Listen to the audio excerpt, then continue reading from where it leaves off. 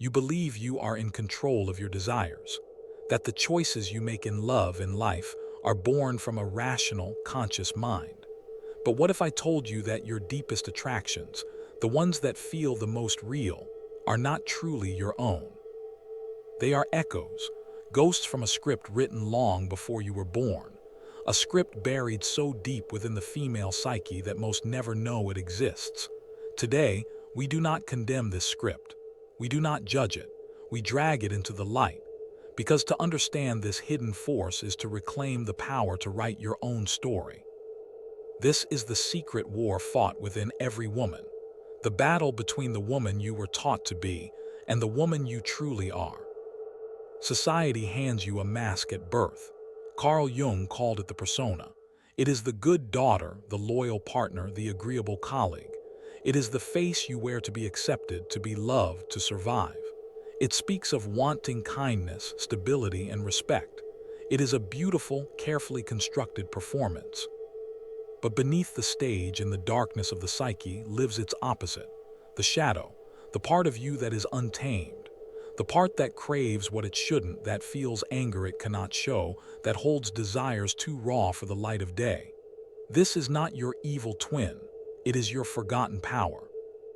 You felt it, that sudden pull toward a man who is all wrong for you, a man whose confidence borders on arrogance, whose unpredictability feels like a storm you want to stand in. Your conscious mind screams no, but some deeper part of you whispers yes.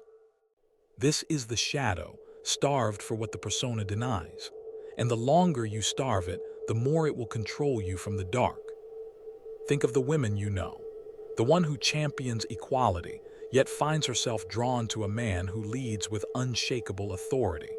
The one who preaches gentle love, but secretly fantasizes about being claimed with a force that leaves no room for doubt. This is not hypocrisy. This is a schism in the soul.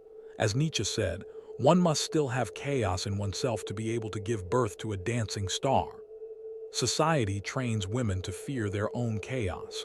It teaches them that their primal instincts are ugly, shameful things to be locked away. So they live a half-life. They choose the nice guy, the safe bet, and they wonder why their soul feels numb. They wonder why they feel a quiet resentment for the very man who gives them everything they claim to want. The truth is, safety feels like a cage when your spirit was meant to fly. The spark you search for is not an emotion. It is the momentary reunion of your light and your shadow. It is the terrifying, beautiful feeling of being whole. For centuries, philosophy and psychology have been dominated by the male lens, but the great thinkers left us clues. Schopenhauer spoke of the will to life, a blind, relentless force that uses us for its own survival. It does not care about your happiness. It cares about replication. This is the biological algorithm humming beneath your skin. It is the ancient instinct that scans for strength, for power, for genes that can withstand the harshness of the world. It is the part of you that is unimpressed by a man's kindness if it perceives him as weak. It is a brutal, impersonal calculus, and when your conscious desire for a gentle partner clashes with your unconscious drive for a survivor, a war begins. You are the battlefield. You test him, not consciously, not with malice, but your shadow does. It creates small storms of conflict to see if he is an anchor or if he will be swept away. It withdraws affection to see if he panics or if he remains a mountain. Most men fail these tests. They mistake your soul's cry for strength as a simple request for more reassurance. They meet your chaos with pleading, with logic, with wounded feelings. And in that moment, something ancient inside you makes a final, cold judgment. He is not the one. The attraction evaporates, not because you decided it, but because the algorithm within you flagged him as a liability. And here is the dark realization, the part that will make you uncomfortable. The greatest deception you practice is not on men. It is on yourself. You tell yourself you are a creature of light, of logic, of elevated modern values.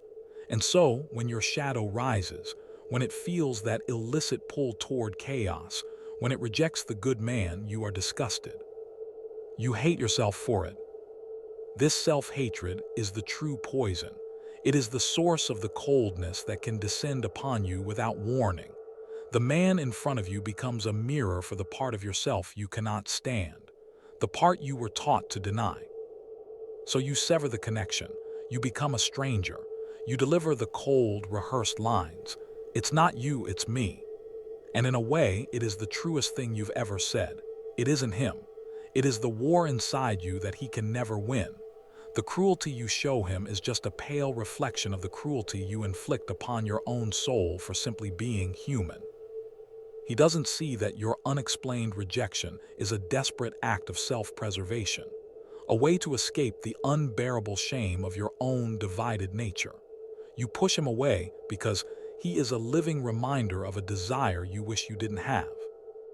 Once you see this pattern, you can never unsee it. You will see it in your friends, your sisters, and most painfully, in your own past. But do not despair. This is not a life sentence. It is an awakening. The Stoics taught that freedom is not found in changing the world, but in understanding our own nature. You cannot erase the script, but you can learn to read it. You can stop hating your shadow and instead ask it what it needs.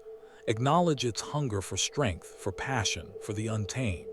And then you can learn to integrate it, to consciously seek a partner who embodies not just kindness, but also a core of unshakable strength.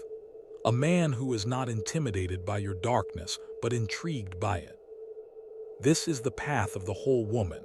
She does not deny her primal nature. She honors it. She does not let it rule her from the dark. She brings it into the light and harnesses its power.